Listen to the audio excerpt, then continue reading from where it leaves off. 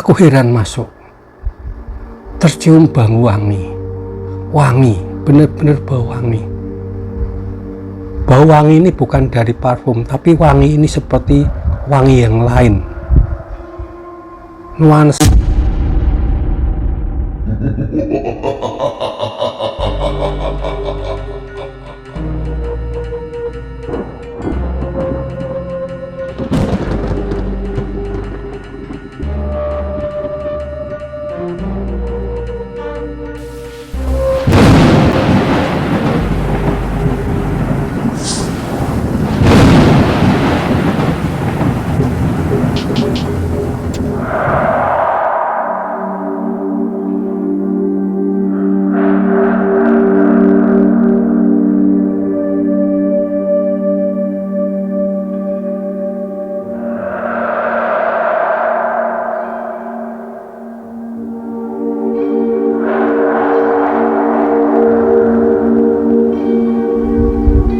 Aku orang desa yang hidup merantau di Jakarta. Kutinggalkan desaku sejak aku lulus SMP dan ikut familiku yang berada di Jakarta. Kalau Jawa istilahnya ngenger. Aku ikut saudaraku dan apapun kebutuhan untuk membantu saudaraku, aku jalani dan aku penuhi.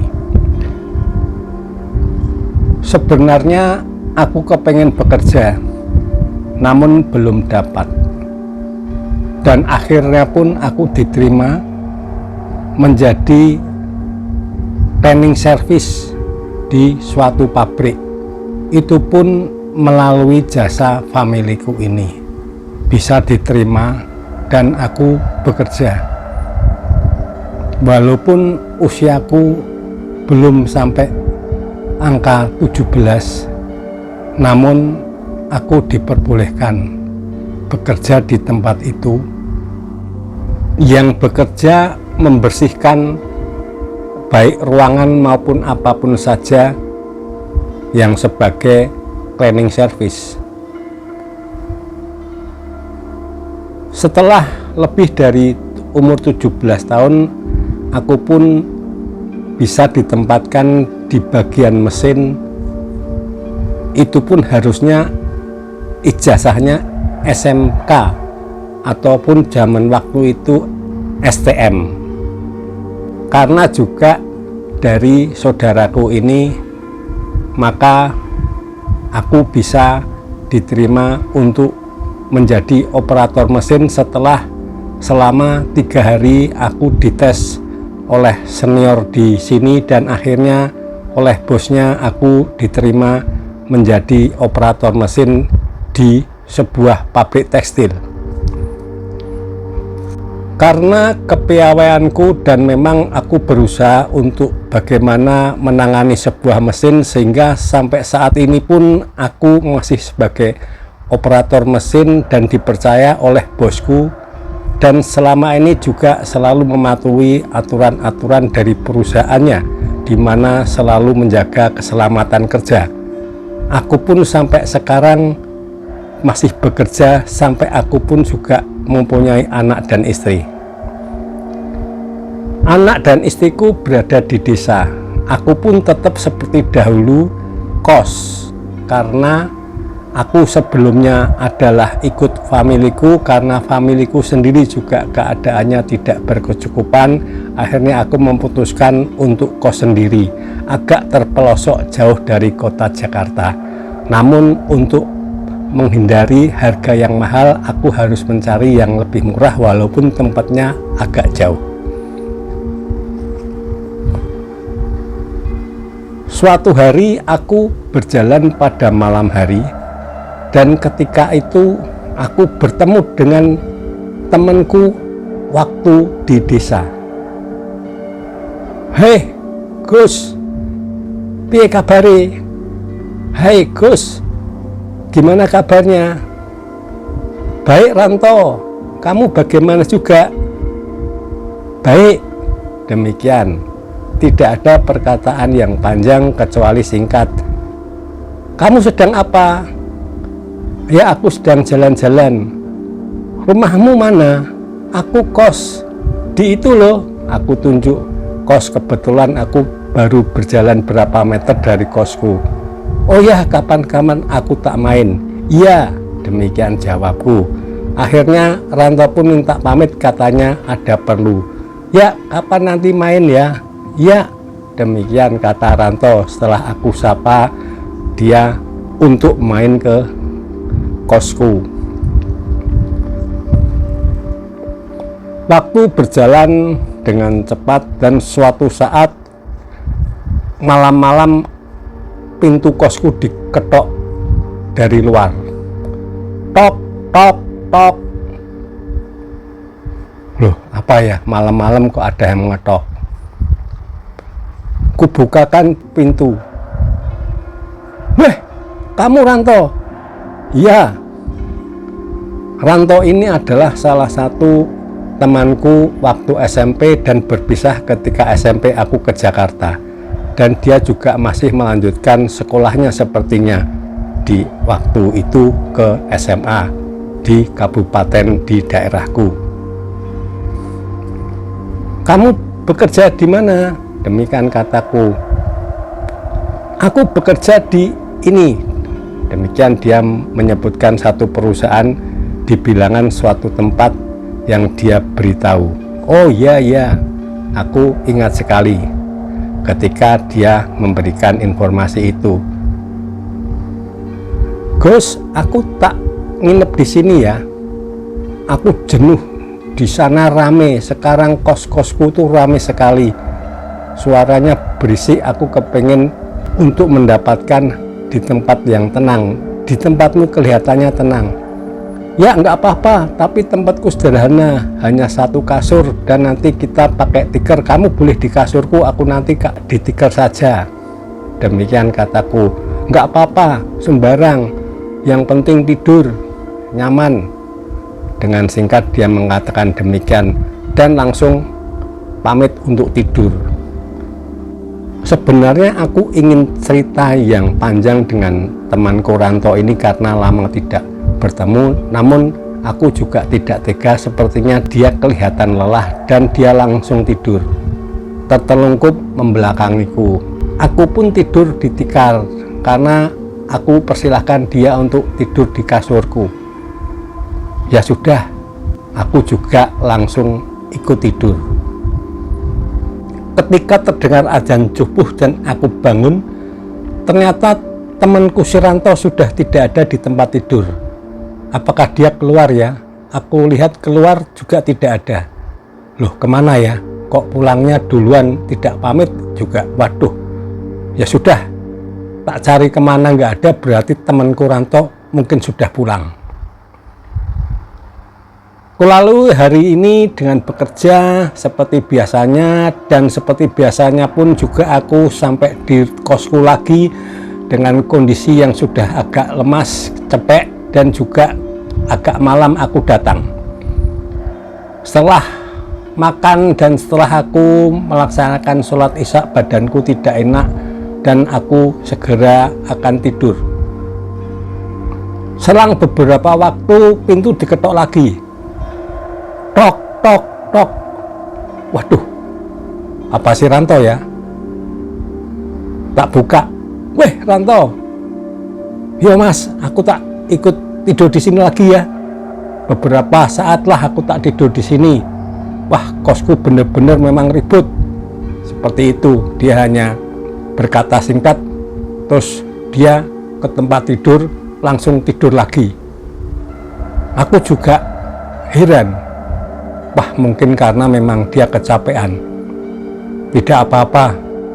Aku lihat temanku ini Ranto karena dia membelakangiku, dan kulihat sebenarnya juga seperti kemarin aku ingin bercerita banyak. Namun ya sudahlah. Aku persilahkan untuk tidur saja.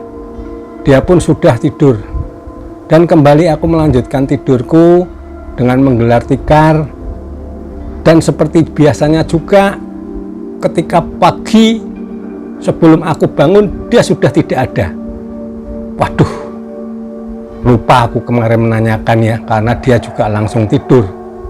Ya sudahlah, tidak apa-apa. Kasihan, mungkin karena jaraknya jauh.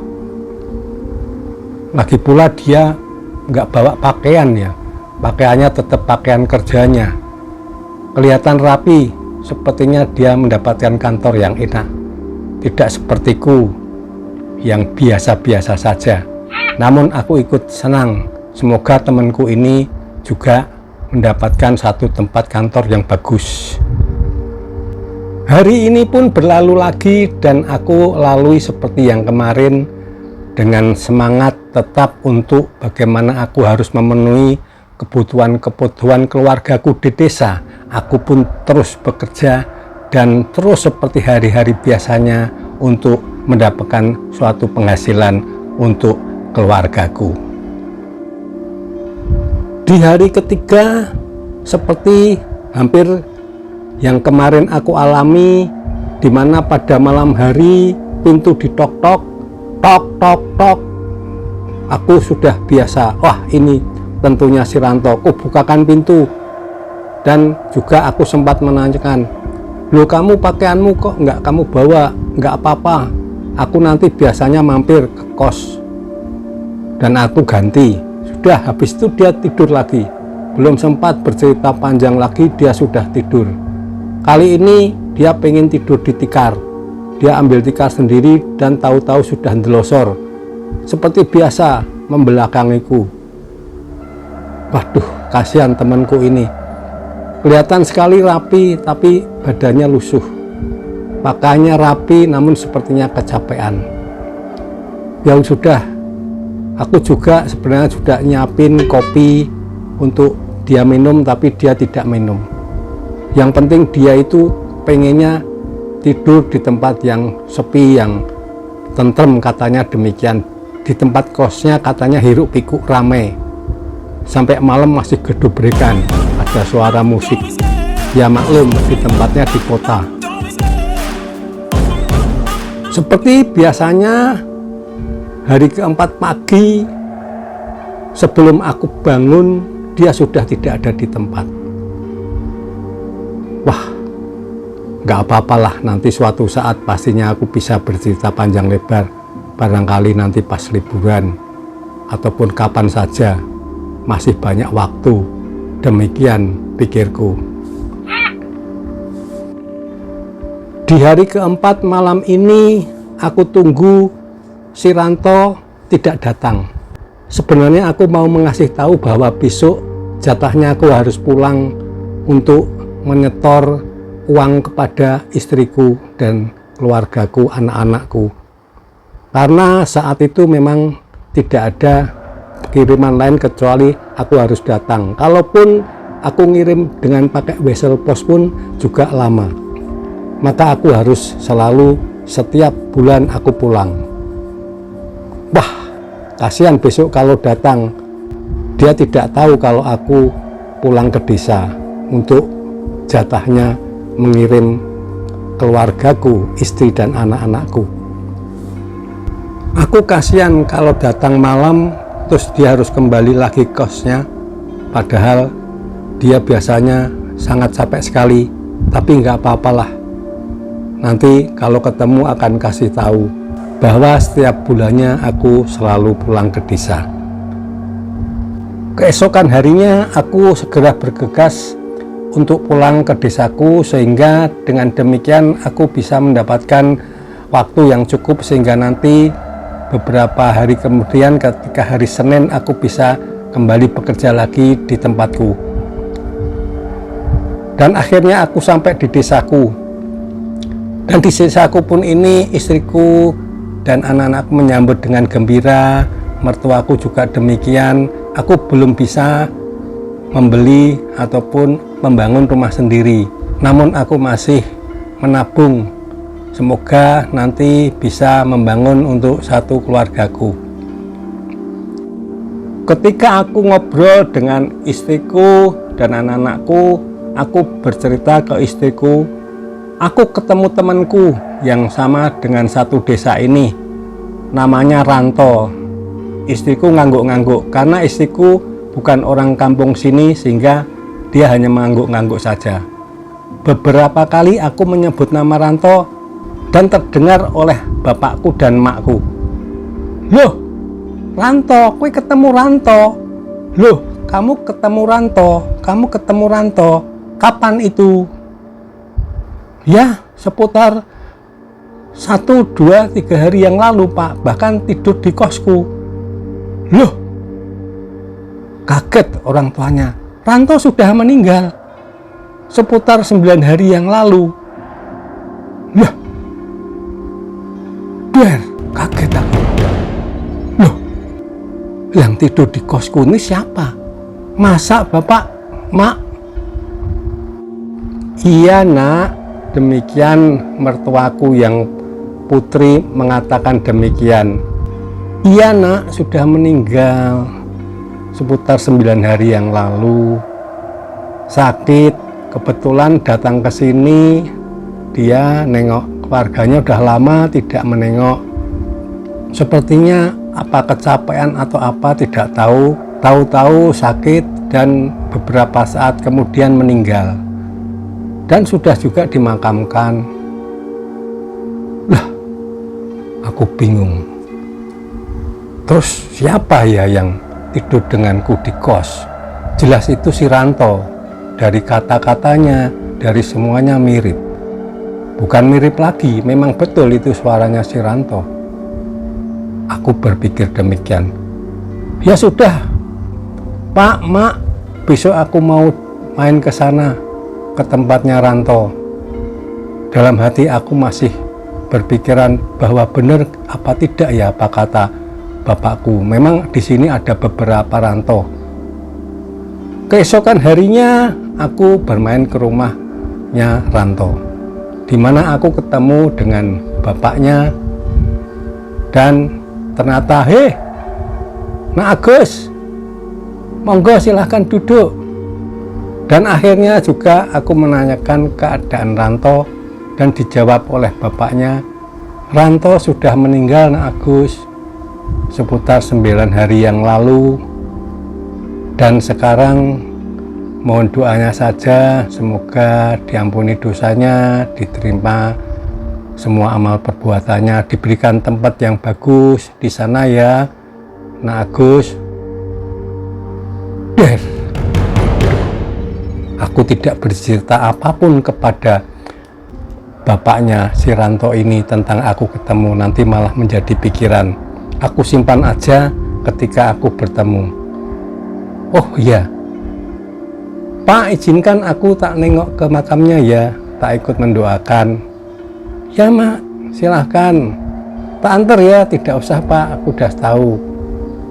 Letaknya agak ke dalam, sebelah pojok Mas, ke kanan, kata beliau.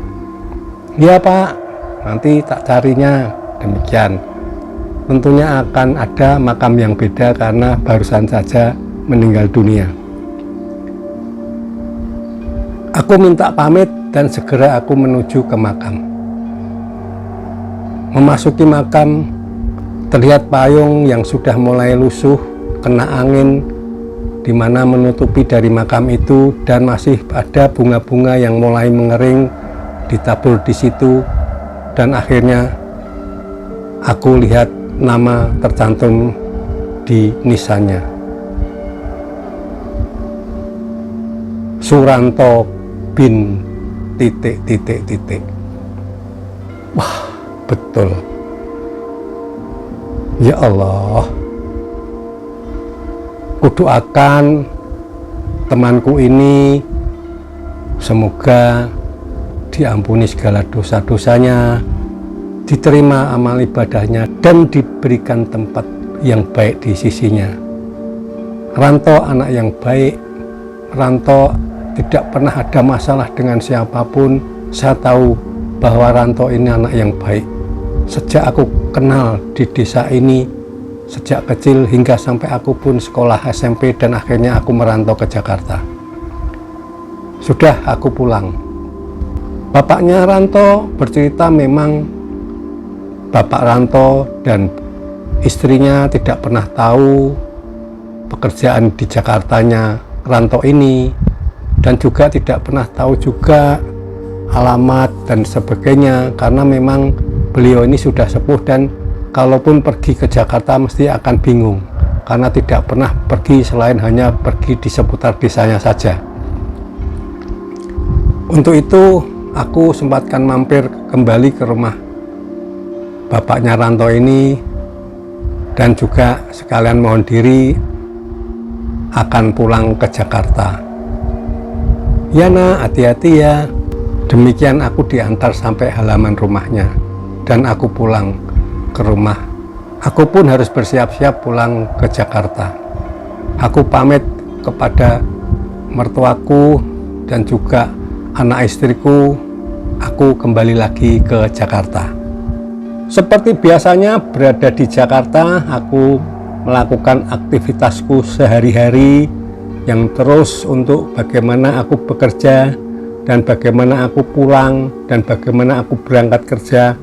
Setiap hari aku lalui. Dan di hari pertama aku pulang dari desa, pintu malam hari tidak diketok. Aku sudah tahu bahwa Ranto meninggal.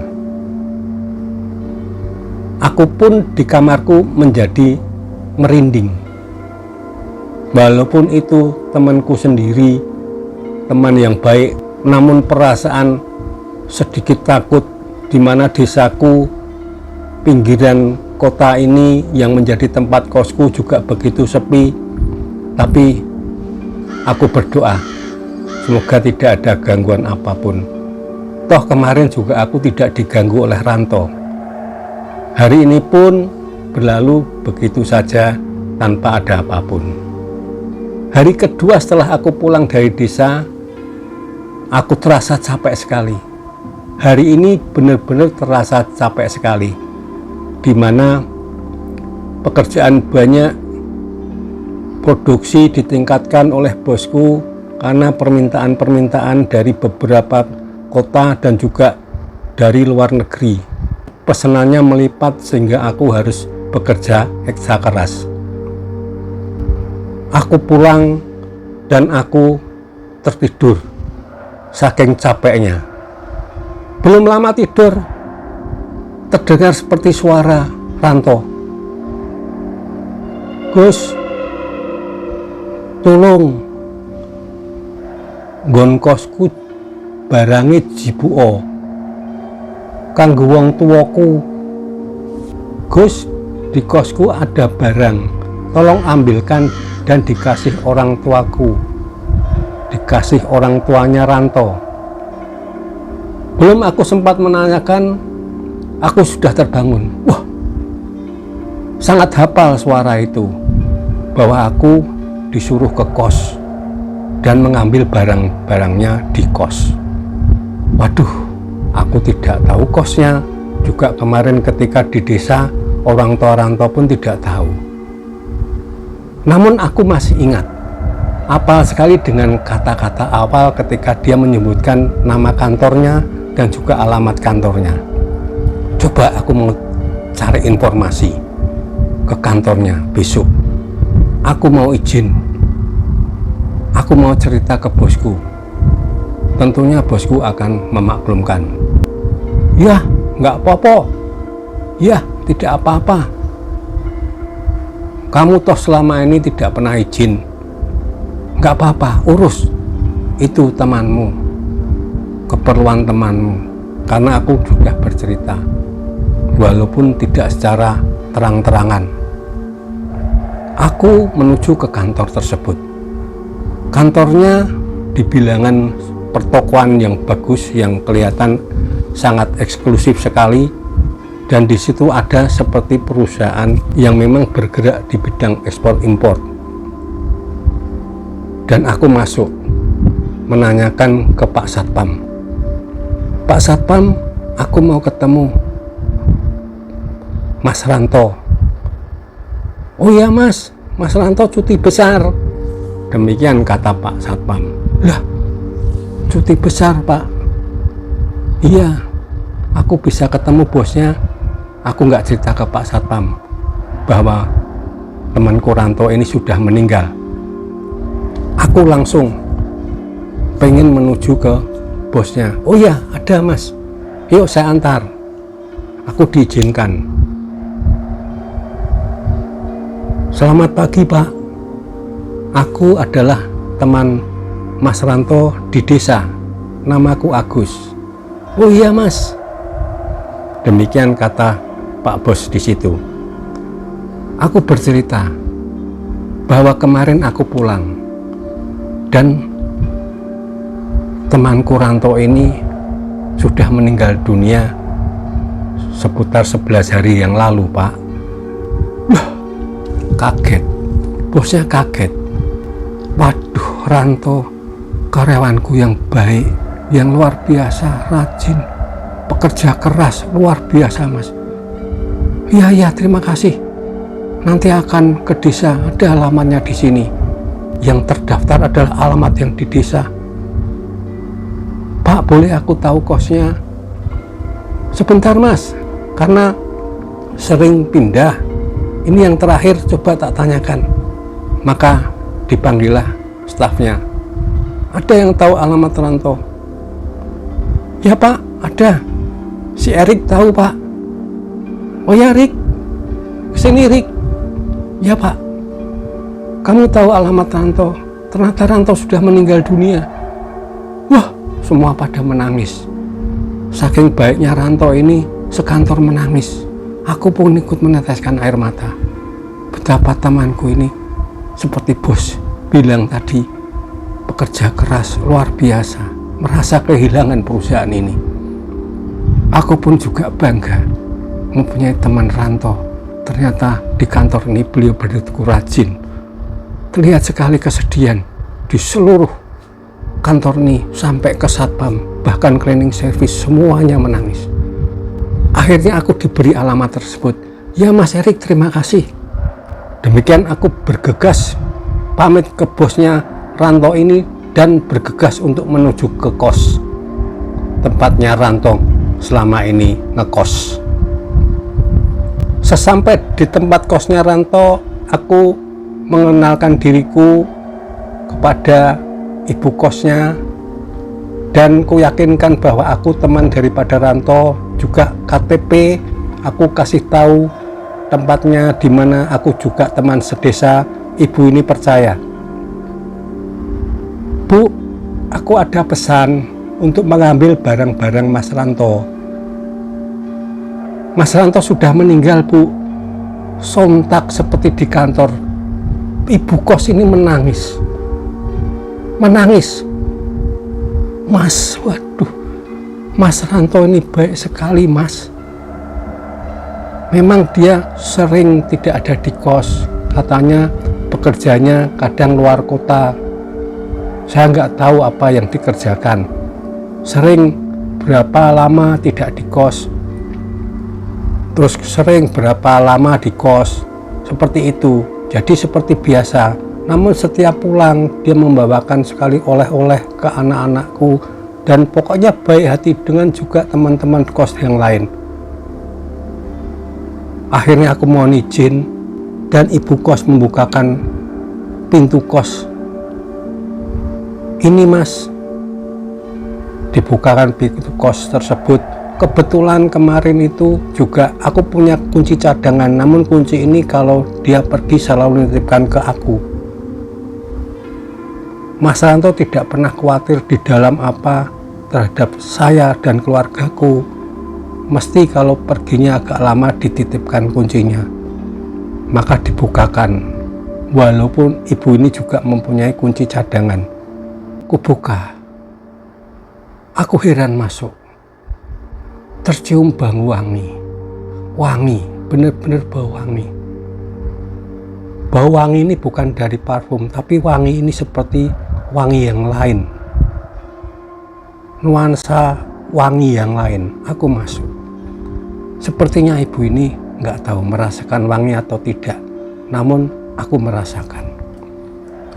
Ku benahi semua. Akhirnya aku menuju ke meja. Di meja ada meja yang ditutup dengan kaca, dan di situ ada selembar tulisan.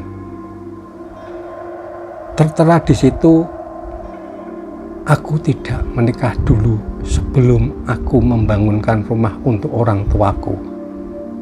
Tertulis di situ. Di meja di bawah kaca bening ini. Kubuka. Ku angkat kacanya, ku ambil. Ku masukkan ke bagian dari apa yang aku bawa. Semua aku bawa. Kulihat dengan aku meminta ibu kos untuk memanggil Pak RT, sehingga apa yang aku bawa akan aku catat sehingga bisa menjadi saksi untuk semuanya. Oh mas, kebetulan ini bapaknya juga ketua RT. Ternyata suami dari ibu kos ini juga RT di situ.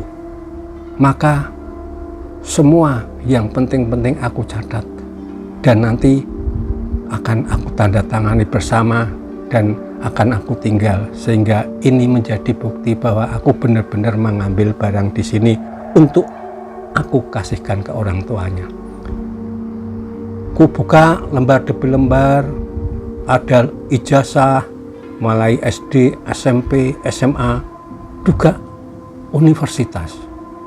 Ternyata temanku ini sudah sarjana S1 di suatu universitas di Jakarta ini.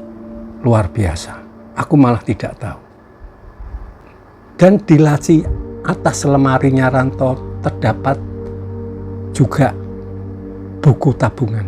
Ada 2 buku tabungan di situ. Kubuka, kulihat, juga disaksikan dengan Pak RT, suami ibu kos ini. Aku takjub. 2 tabungan ini benar-benar nilainya bagiku sangat besar. Hampir mencapai 750 juta rupiah.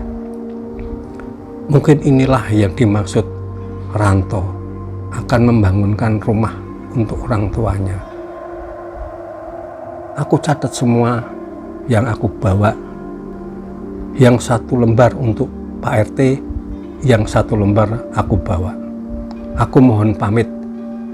Pak, Bu, mohon pamit. Terima kasih sekali atas kepercayaannya padaku. Gak apa-apa mas, aku percaya. Aku mohon pamit.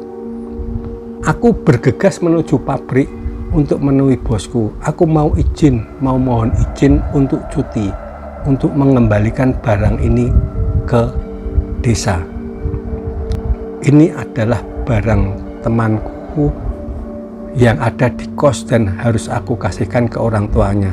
Bosku tanpa berpikir panjang mengizinkan. Sudah, kamu cuti berapa hari, silahkan. Terima kasih bos. Aku pamit. Ku cari segera bis dengan aku kembali ke rumah.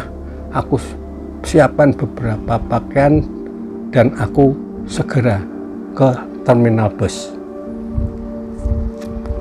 Langsung aku harus membawa ini segera ke yang berhak, yaitu orang tua si Ranto.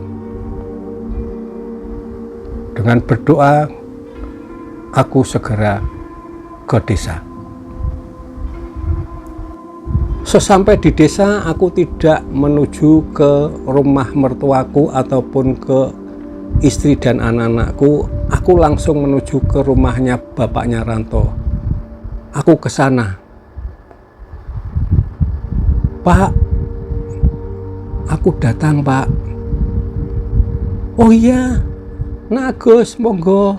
Aku dipersilahkan duduk di ruang tamu.